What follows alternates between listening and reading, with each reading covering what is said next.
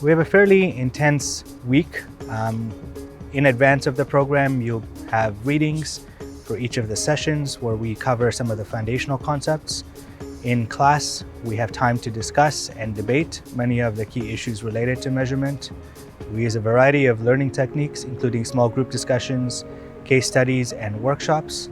And post-program, there are opportunities to engage with alumni from our overall social impact portfolio in order to exchange strategies, lessons, and even collaborate with each other. So we have a variety of tools to support your learning throughout the week, including a program workbook where we have tools like theory of change templates, evidence templates, and we expect and we work with our participants over the week to help them reflect on their own customized plans, how they might apply and adapt some of these tools, and how they might support their own learning journey when they go back to their organizations over time.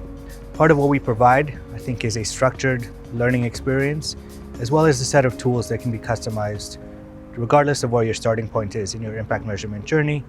And part of what we try and do is find the right balance of conceptual frames, questions that you should be asking, and tools that you can apply what you've learned in practice.